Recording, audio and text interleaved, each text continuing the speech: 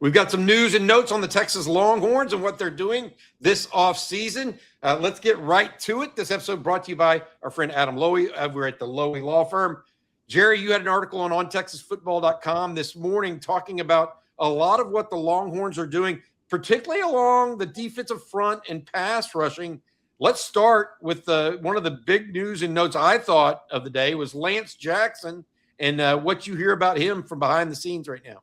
Yeah, I think it's how high Texas is on Lance Jackson. I was told if you removed Colin Simmons from this team, that Lance Jackson would probably move over to the jack position. And when we said that before the show, Rod was like, what? I mean, CJ watched him work out last week over at Westlake and watched a lot of the movement skills up close. But I think that just tells you, when you think about Lance Jackson this year on the field, it's going to be that defensive end spot opposite Colin Simmons and then being an interior pass rusher on a lot of times, Rod. But throw in the fact that if Colin Simmons was removed from this team, he'd be playing jack. What does that tell you about his versatility and what Texas is seeing from him as a young player headed in the year two? It's kind of scary. You know, you look at it, Jerry, it's not just Lance Jackson, too. You also mentioned Alex January, Murad Watson, and the fact that both of those guys are progressing to a level where CJ said they might be mid-round level NFL guys right now. So the priority for Texas might be to make sure they get them back in 2027.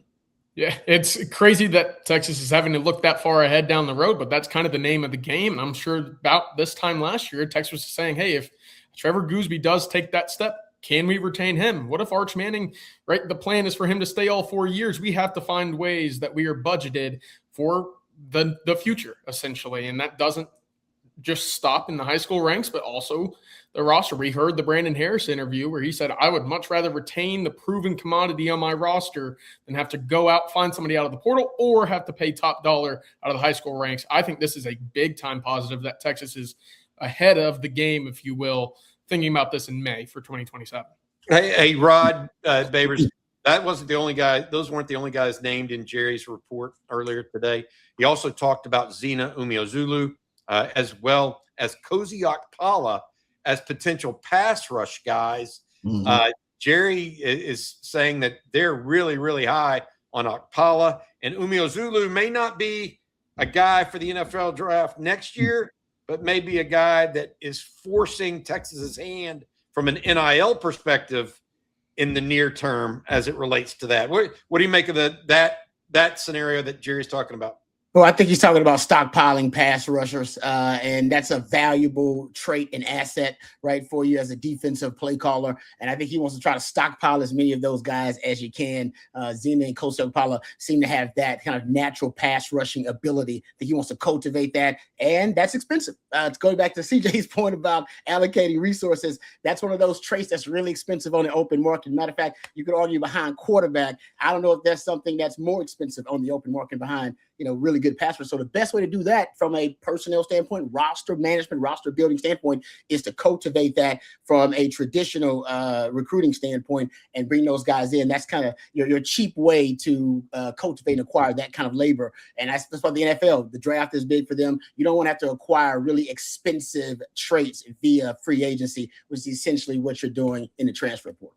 Hey, Jerry, before we move on to our next topic, I wanted to ask you, because while we focus this part of State of the Program on the defensive line and that pass rush portion and what you had in that report, I think we would be remiss not to mention Bo Masco, because you also got really good reports out of the defensive back transfer from Rutgers. And Sark also mentioned him to me on Tuesday as one of the team's pleasant surprises this offseason. Yeah, I think it's the playmaking on the ball. He led all Texas players on defense in pass breakups in the spring by a significant margin, we were told, and I'd mentioned that before, by a significant margin. But also his mental toughness, the physicality, and the versatility he brought. So I think he went – some players just go way beyond expectations, even when expectations are relatively high. I think Bo Masco is that guy from the spring that just went zoom. He's a zip by whatever Texas – any coach on that staff thought about him. I thought the other interesting thing, it's a discussion for another time, but how Texas is also looking at which of these guys could potentially come back for that 5th year with what is potentially going to pass in college athletics coming up. Bo Masco, even though he'll have definite NFL possibilities, is one of those guys. So Texas. So you're talking about into 2027. Yeah, like who could come back for January and Watson as well. Yeah. Well, the guys who have burned 4 years on the field this year who may get that 5th year coming up through the NCAA with what's coming. This feels like it's coming down. That could open up the door for 3, 4, 5 other guys to have Texas have an ability to make a run at them from an NIL perspective to keep them another year. All right, I want to say this. I want to pitch on ontexasfootball.com. If you're not a subscriber, Jerry's report is over there. We also have a report on the wide receivers that we're going to talk a little bit about, as well as recruiting right now. ontexasfootball.com has never been hotter, in my opinion. $3 for 3 months. That'll take you all the way through fall camp. So remember, think about that. You'll be getting those fall camp updates as well. $3 for 3 months. That's the best deal you'll find anywhere on the market. Again, on ontexasfootball.com. Rod, I wanted to ask you this. Guys, some video that we got from players down in Miami, wide receivers down there. Not only Cam Coleman and Ryan Wingo, but also Emmett Mosley and Sterling Burkhalter. If you remember right, they were with Arch Manning last week in New Orleans. All 4 of those guys, I'm told, went straight from there to Miami, roomed with one another, and had been working out there 4 to 5 days with NFL wide receiver trainers. What I'm being told is not only are they getting great work in, okay, I'm being told they're developing a camaraderie and knowing where each other is on the field at the same time. What kind of value does that bring, both tangibly and intangibly, to the Texas program, in your opinion, in 2026? Oh, it's big on the field. If you're talking about, just the logistics, right? You talk about site adjustments, audibles, and checks, things like that. So the guys who just got there, the Cam Colemans of the world, even though we've heard he's been really, really great in learning at an accelerated rate. It was seeing that Sark offense. But guys like Sterling Burkhalter, we're hearing about those guys. Even the young guys, Jermaine Bishop, those young guys coming in. Those. If you are spending a lot of time together, immersed in it, you start to learn. It's like study groups. I mean, think about how study groups helped you in school. Right? Yep. You didn't really like them, but you learn like, man, study group actually helped me. I learned a lot from that study group. You're in constant study groups. Then you end up watching film at home. You end up studying the game. And so everybody's a great term my man, Coach Kenny used to, hive-minded. Everybody thinking the same. Everybody looking at the game the same. And when you come off to the sideline and everybody's having those discussions about what's going on in the field, everybody's kind of making the same points and everybody's helping each other. So it has I think a tremendous tangible effect, positive one on the field. But off the field, the camaraderie, there's no doubt. Your brotherhood, you're competing with these guys, you're competing against them for playing time on the field. And I do think it's important, you spend that time together kind of away from football, but still, obviously, you guys, your identity as football, but still learning who you are as human beings. Sark talks about this a lot, right? Once you learn who someone is, learn the why, right? What motivates them, it bonds you together. The connectivity, it bonds you together as human beings, as men, as young men, as student athletes, all that kind of stuff. So I do think, and Sark's talked about this, right? The culture building, the team building. He wanted to start it early. He thought that was a big mistake from 2025. If they started that process too late, they've got on that now. And I think now you're starting to see a lot of the benefits of that, guys who now have money, and that's good too. So they can travel together. They can have experience that we just couldn't have. We were too broke to have those experiences, right? We had to have kind of the ball on the budget experiences together. And we did that, by the way, to bond together. But these guys can have some higher level experiences going to Miami, having some fun. So I'm happy for them. And I do think you'll see the positive effects on the field. I will say this. I'm also told that trainer will be visiting Austin a couple times this year. And they will be those players will actually be paying the trainer to come to Austin to train them, which is interesting. I also found this interesting, CJ. I want to ask you about it because you and I have been at a couple of Steve Sarkisian press conferences. Everybody and their brother knew that Cam Coleman, Ryan Wingo, Emmett Mosley were the top 3 coming back. Who's this Sterling Burkhalter that is kind of I'm not – nobody expects him to be this great receiver, but I talked to Sark again yesterday, and he mentioned Burkhalter's name as well. Fill folks in a little bit more about the Wake Forest transfer that seems to be one of those glue guys, maybe, I think.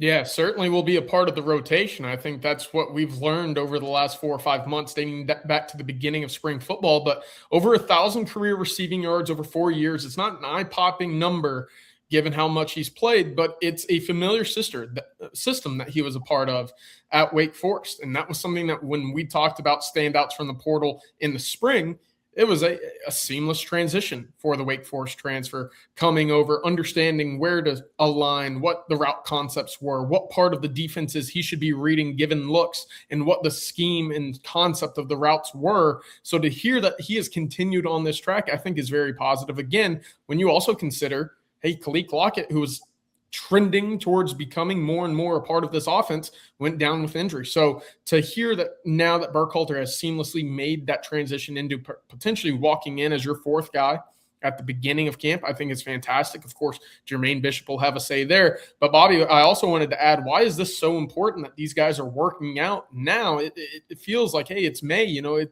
may not prove to be a whole lot down the road. Well, think about it last year. Injuries kind of crippled the idea of these guys working together on the field at the same time, right? DeAndre Moore was working with injuries. You didn't have Emmett Mosley really from summer all the way until about mid-season. Knowing where these guys would be on the field wasn't always a given, not to mention the injuries that were on the field in the spring with Emmett Mosley and Ryan Wingo being dinged up. So to now get an idea of what the four can do with Arch Manning throwing to them at times this month already, I think is very important for them to hit the ground running going into fall camp.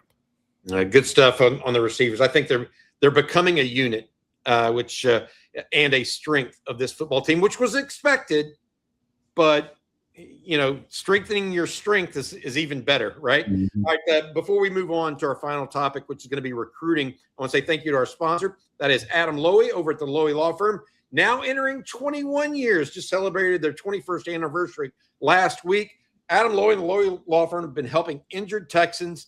If you've been injured in a car wreck, truck wreck, automobile accident of any kind, from 18-wheeler to ATV, make sure you reach out to Adam at the Lowy Law Firm. They'll give you a free, no-strings-attached consultation to see if you and your loved ones might be due compensation. Again, that is LowyLawFirm.com. Adam, thank you very much for sponsoring shows here on Texas Football. We appreciate it deeply. All right, hey guys, next thing I want to talk about, big recruiting weekend on the 40 acres this weekend, not necessarily for 2027 recruits, Jerry, but for the class of 2028. Give us a little take here on what's coming to campus here this weekend.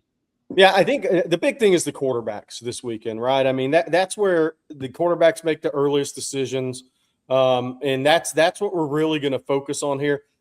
Mostly 28 and 29 prospects from around the country and around the state will come in for the camp. Texas will offer some younger players, right? But it's really the quarterbacks that's the main focus. Neiman Lawrence, the number one quarterback for Texas on the board, will be coming into this camp. He's at American Heritage, same high school that Diabell played at. Now Neiman was at Miami Northwestern last year, transferred over. Northwestern kind of dispersed other places, which happens in South Florida. But Neiman Lawrence is the number one quarterback on the board for Texas in 2028. AJ Milwee was out there to see him. That he's the only guy with an offer that they're really, really going hard after right now. The question will be around that is, do any other 28 quarterbacks get offers? If nobody else gets an offer in the next couple of weeks in 2028 at quarterback, that pretty much gives you a pretty good indication how Texas is feeling about Neiman Lawrence. But there will be some other guys. I'll also say this. There might be a couple of 2027s that Texas hasn't offered that show up to this camp that may be trying to get an offer. I think that's a possibility as well. So other recruits, basically, that Texas has an offer, they're still going to work out, basically. Maybe they liked in the spring evaluation period and might say, come on down, let us work you out, and maybe make a decision then. Because remember, the thing is, if a staff went out and saw some 2027 guys in May that they liked, Steve Sarkisian hasn't seen those guys. So, coaches can't get out in the spring. That makes sense. CJ, any other quarterbacks? I know Jerry said Neiman Lawrence, number one on the board right now, before they work out. And I think, Jerry, we all agree on that. What about any other quarterbacks to keep an eye on this weekend as possible guys? Yeah, we're expecting at least 4 more, potentially 5 or 6 in the 28 class alone. I'll just quickly a couple names. Carter Zingelman out of Capel. He was on campus April 11th. Texas bringing him back to throw in front of Steve Sarkisian. Sounds like he's a guy in state that they really like. Tristan Gaines out of Waller has really started to blow up as well. And then Texas out on the road. We know that the Hun School in New Jersey is a place that they frequent when coaches get on the road. Quarterback Lucas Prock is making the trip in from New Jersey.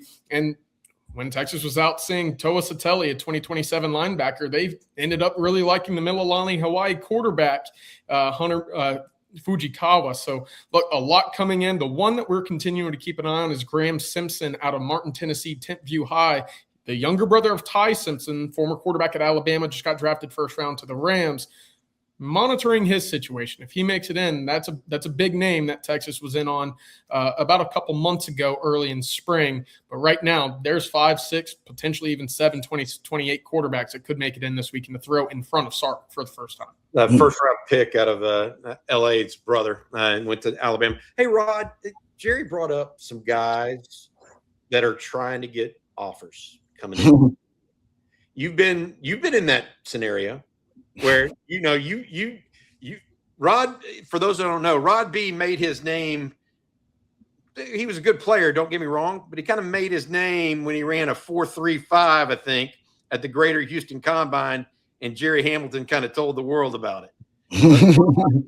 You were in that scenario where you actually, the big name at your high school was a guy named Jerome Sapp that ended up signing with Notre Dame. Yep. So you were one of those guys that had to go earn some scholarships. As a player, what's that feeling like? Do you have you call it bubble guts sometimes? Is that what you have when you're going to work out in front of these coaches, or what's the idea there? The beautiful thing is, yeah, you can do the workout portion, but you really want to be able to compete against the best, right? And I don't know how they keep up with it. I had to do it via the newspaper back in the day, right? Keep up with who the best players were around, state and the region. And then you go to these camps and, oh man, that's that guy. Oh, that's that player. That's player. And you just, for me, my motivation was, yes, I do want, but I know if I can outdo that guy, if I can outcompete that guy, if I can outrun him, if I can, turn heads and I can be the one that they talk about, then that was my goal. And I know ultimately I'd get the scholarship, the recognition. So I wanted to go compete against the best and beat the best.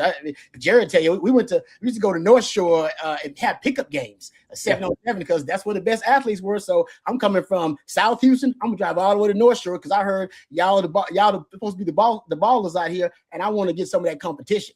And that competition was going to push me to be the best player I could be. So to me, that was my motivation. And if I was a coach, that's what I want. I want a guy that just wants to compete. He's got that competitive sickness, right, about him, where he's got to compete all the time and he wants to compete against the best. And that's when it brings out the best in him. He's the best version of himself as a player when he's competing against the best. So that was my motivation. And I hope that was where these guys are too. Like, everybody honestly wants to play in the league. That's the goal. But when you go there, it can't be, hey man, I just want to get this school to look at me and this school to look at me. No, the game comes down to competition. That practice comes down to competition. All the workout, the combine is competition. When you get to the NFL camp, after you get drafted, they don't give a damn when you got drafted. It comes down to competition.